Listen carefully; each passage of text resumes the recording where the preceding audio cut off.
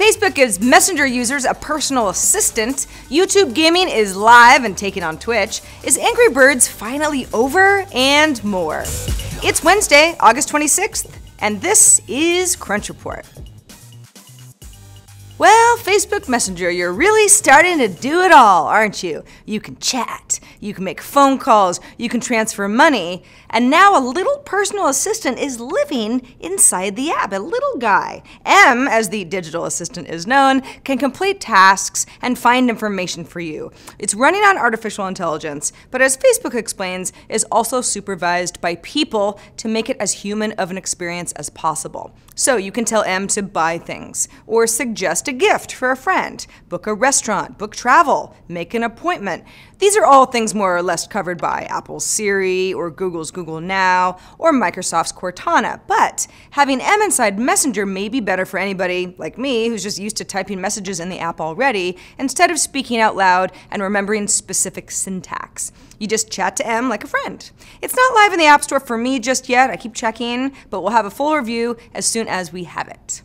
Remember when Angry Birds was like your entire life? Don't lie to me, it was your entire life. I know, it was mine too. But mobile gamers, we're a fickle bunch. And now Angry Birds maker Rovio is feeling the strain of having a hit franchise based on a freemium model. Now the company, which is based in Finland, is cutting 260 jobs, less than a year after letting 110 jobs go back in October of last year. For context, at the end of 2013, the company had 800 employees. So it's gonna be about half of that now, which is interesting because Angry Birds 2, that's the latest game, has been downloaded almost 50 million times in just a month and topping the charts in many markets.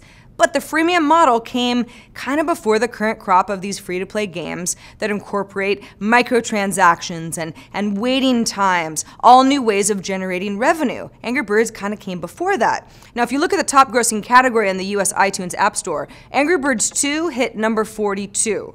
That is a long way from Game of War, number 1, Clash of Clans, number 2, Candy Crush Saga, holding strong at number 4. But don't count Rovio out just yet. The Angry Birds movie is in development, slated for May of next year, and it is worth noting that no employees working on the movie lost their jobs.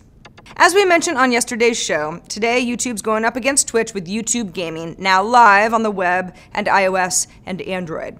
It's a pretty familiar layout. There's a search bar at the top, current live channels, featured channels, recommendations based on your YouTube usage, all the standard discovery stuff that you would expect. Separate games and channel tabs on the left and right help you browse by game or by popular channels. Who's live? Who has a lot of subscribers? And if you like the game watching genre, some of the YouTube channels you may already follow are now YouTube gaming channels as well, like Machinima, which is a smart way for popular YouTubers to become popular live streamers with their audiences overnight. So, what happens now?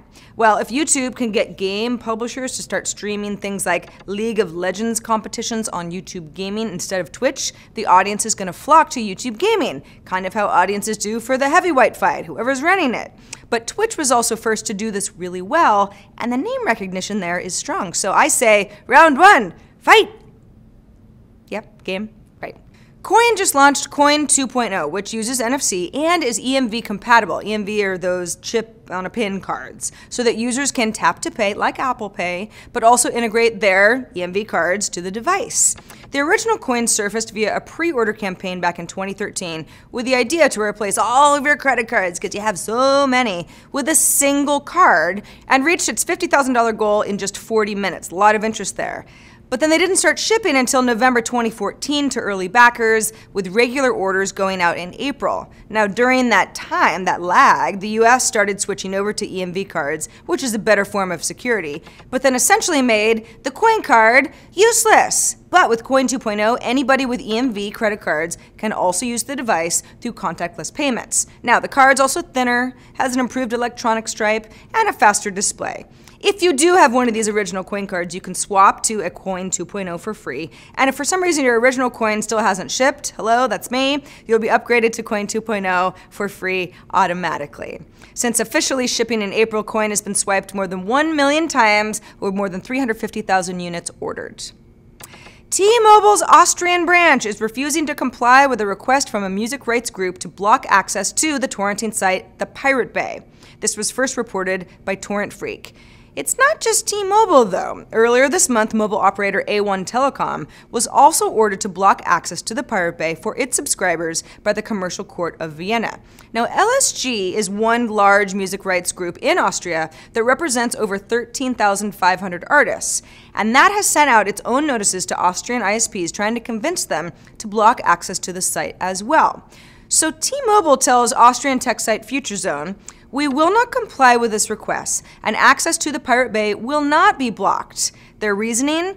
The authorities, and not music rights groups, are the ones who should implement clear legal regulations with regard to internet blocking in Austria. And that is the report for today. I'm Sarah Lane. Crunch Report airs Monday through Friday at 7 p.m. Eastern, 4 p.m. Pacific, right here on TechCrunch.com, the best site in the world. We'll see you tomorrow.